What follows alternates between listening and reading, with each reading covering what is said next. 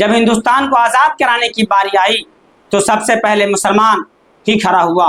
1799 میں جو جنگ لڑی گئی اس جنگ کو بھی سب سے پہلے مسلمانوں نے لڑا ہے۔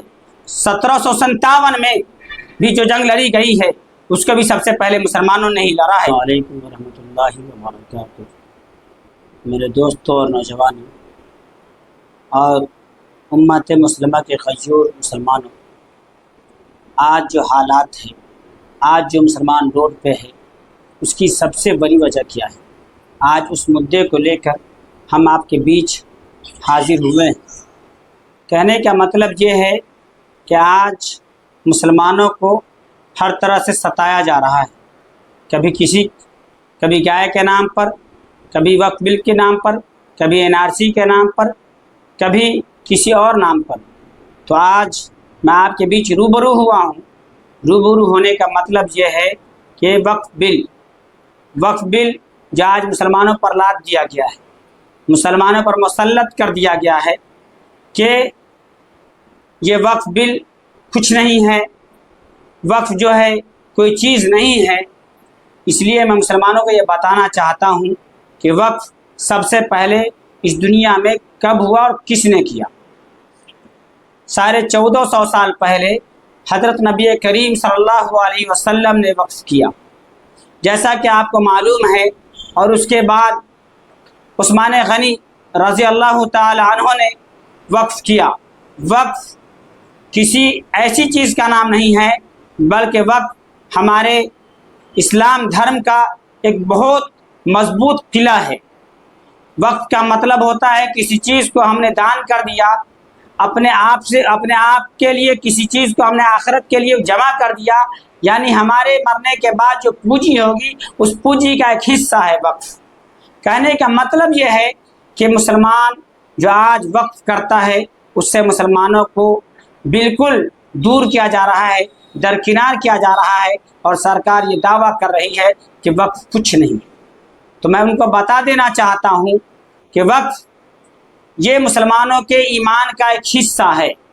مسلمان اگر وقف نہیں کرتا ہے، وقف صرف زمین نہیں ہوتی ہے، وقف انسان اپنے آپ کو بھی کرتا ہے، اپنے جسم کے ایک حصے کو بھی وقف کر سکتا ہے، لیکن زمین وقف کرنے کا نام وقف ہے۔ اور میں آپ کو بتا دوں 9.5 کروڑ زمین جو ہے وقف کیا ہے مسلمانوں نے، 950 کروڑ زمین وقف کیا ہے مسلمانوں نے اب تک۔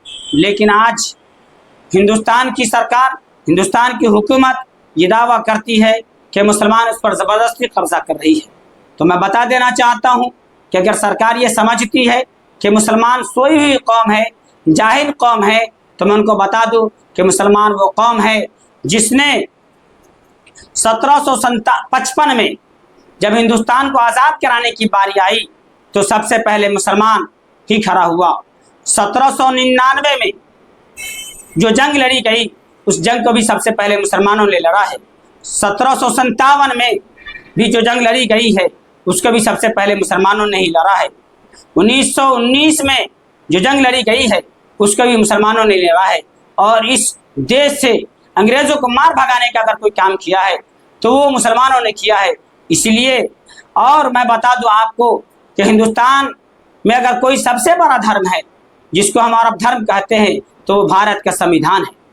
اور اگر سرکار یہ سمجھتی ہے کہ ہم سمویدھان سے ہٹ کر کوئی فیصلہ لیں گے تو بھارت کا سمویدھان اس بات کی اس کو اجازت نہیں دیتا ہے۔ اور میں آپ کو بتا دوں کہ اب تک وقف بل کے خلاف اگر کوئی قوم، کوئی لیڈر، کوئی نیتا، کوئی پارٹی سب سے زیادہ بولنے والی پارٹی ہے یا سب سے زیادہ بولنے والا کوئی نیتا ہے تو اس کا نام ہے بالسٹر اسد الدین اویسی۔ آج مسلمانوں کو وقف بل کے بارے میں اگر کسی نے سب سے زیادہ بتایا ہے، مسلمانوں کو اگر وقف بل کے بارے میں بتایا ہے تو اس کا نام ہے بالسٹر اسد الدین اویسی، اور دیگر پارٹیوں نے ہی بتایا ہے۔ لیکن جتنا کھل کر، جتنا اوپن طریقے سے، جتنی پوری طریقے سے وقف بل کے بارے میں پڑھا ہے اویسی صاحب نے، اب تک ہندوستان کا کوئی نیتا ایسا نہیں ہے جس نے اس باریکی انداز میں وقف بل کو پڑھا ہوگا۔ تو کہنے کا مطلب یہ ہے کہ آج وقت آ گیا ہے، مسلمانوں اٹھو، کب تک سوئے رہو گے؟ کب تک آپ سوئے رہیے گا؟ نوجوانوں سے خاص کر میرا یہ اپیل ہے کہ آپ جو ہے خواب غفلت سے بیدار ہو، آپ اپنی طاقت کو پہچانیں، آپ اپنی قیادت کو پہچانیں اور اپنی قیادت کو مضبوط کریں۔ آج اگر آپ نہیں جاگو گے تو اب کب جاگو گے؟ آج حالات یہ ہیں کہ کبھی داڑھی ٹوپی کے نام پر، کبھی کسی اور نام پر، کہیں مسلم ہونے کے نام پر آپ کو مارا اور کاٹا جا رہا ہے، ہر جگہ ستایا جا رہا ہے، ہماری ماں اور بہنوں کی عزت و آبرو کو لوٹا جا رہا ہے۔ آخر مسلمان کب تک سویا رہے گا؟ اس لیے میری یہ اپیل ہے، میری گزارش ہے، میری درخواست ہے کہ مسلمانوں اٹھو، نوجوانوں اٹھو اور اپنی طاقت کو پہچانو اور اپنی قیادت کو مضبوط کرو۔